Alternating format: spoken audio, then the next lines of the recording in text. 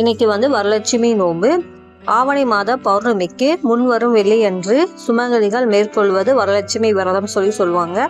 இந்த நாளில் வந்து மாக்கோலமிட்டு மகாலட்சுமி வழிபடுவது சிறப்பு. அன்னைக்கு வந்து நிறை குடத்தில் தேங்காய், மாவிலை, லட்சுமியின் மஞ்சள் முகம் ஆகியவற்றை வைத்து வழிபடுவர்.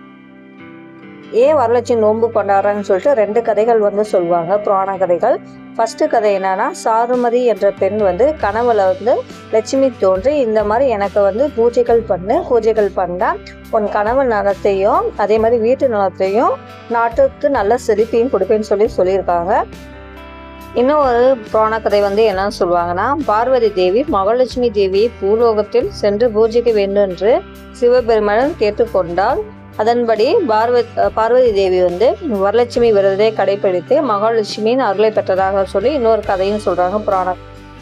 சுமங்கலி பெண்கள் தங்கள் கணவரின் நலனுக்காகவும் தீர்க்க சுமங்கலி வரம் வேண்டியும் இந்த விரதத்தை செய்யறாங்க. அது மட்டும் கிடையாது, செல்வ செழிப்பு, குடும்பத்தின் மகிழ்ச்சி மற்றும் அமைதி ஆகியவற்றை இந்த விரதம் தரும் சொல்லி நம்புறாங்க.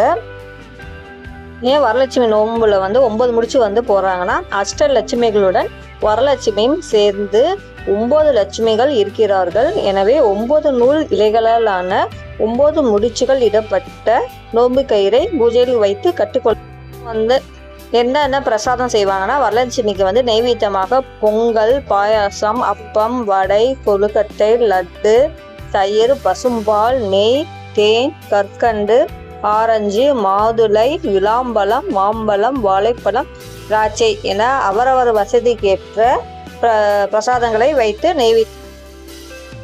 வச்சு நெய்வேத்தியம் வந்து செய்வாங்க. இன்னைக்கு வந்து வரலட்சுமி நோன்பு கொண்டாடின வீட்டுல இருந்து எங்களுக்கு பிரசாதம் வந்துச்சு. என்ன வந்துச்சுன்னா, லெமன் சாதம் வந்து வந்துச்சு. அதுக்கப்புறம் வந்து சுண்டல் வந்துச்சு.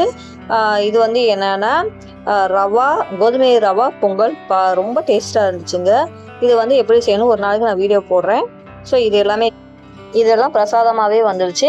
இன்னைக்கு வந்து வரலட்சுமியை வந்து நல்லா நோன்பு வந்து நல்லா கொண்டாடினா வரலட்சுமியோட அருளை வந்து நாங்களும் பெற்றோம். அதே மாதிரி நீங்களும் பெறுங்க. வரலட்சுமி நோன்பு ஏன் கடைபிடிக்கிறேன்னு சொல்லிட்டு எல்லாமே சொல்லியிருக்கேன். அதை வந்து நீங்க பாருங்க.